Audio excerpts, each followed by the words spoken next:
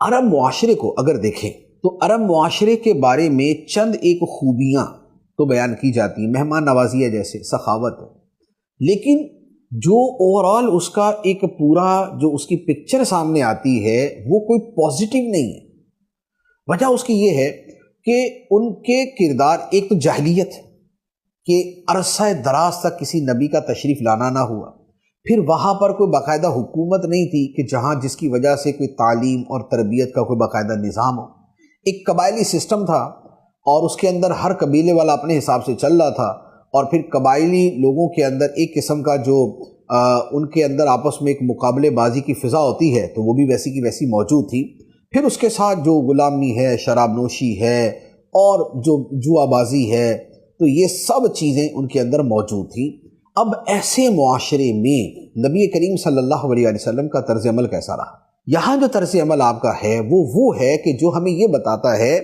کہ کیسے ہی خراب ماحول میں انسان ہو، لیکن اگر وہ اپنی پاکیزہ کردار کو برقرار رکھنا چاہے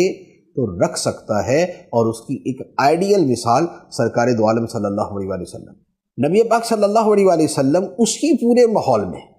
کہ جہاں پر بیٹیوں کو زندہ دفن کرنے کا معاملہ بھی ہے، جہاں پر چھوٹوں پر ظلم کرنے کا معاملہ بھی ہے، جہاں پر غلاموں کے ساتھ زیادتی کرنے کے معاملات بھی ہیں، جہاں پر تفاخر، تکبر، انانیت، بڑا پن اور ایک آپس کے اندر تعصبات کی ایک پوری دنیا آباد ہے، اس پورے ماحول میں نبی پاک علیہ الصلوۃ والسلام نے کسی برائی کو کبھی مس تک نہ فرمایا۔ کہاں کی بت پرستی، کہاں کی شراب نوشی، کہاں کی جو ہے وہ قمار بازی، جوا بازی، کہاں کے دیگر معاملات، اللہ تعالیٰ نے اپنے حبیب علیہ الصلوۃ والسلام کو ان سب سے پاک رکھا۔ جو آپ کی انفرادی زندگی تھی، جو آپ کی ذاتی زندگی تھی، وہ ان تمام چیزوں سے منزہ اور مطہر رہی۔ پھر اس کے ساتھ نبی پاک علیہ الصلوۃ والسلام کا جو اخلاقی آپ کا جو ایک رول ماڈل ہے،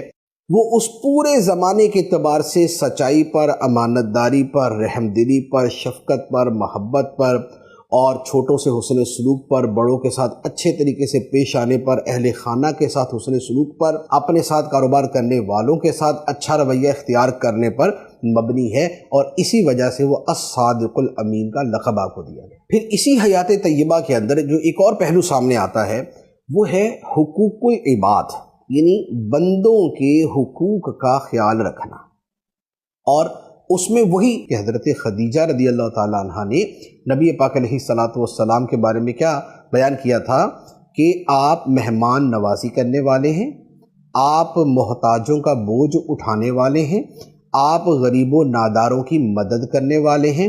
آپ بیواؤں کے لیے کوشش کرنے والے ہیں، اور آپ دوسروں کا بوجھ اٹھانے والے ہیں۔ یہ پورے کا پورا جو آپ کا جو طرز عمل ہے یہ کیا ہے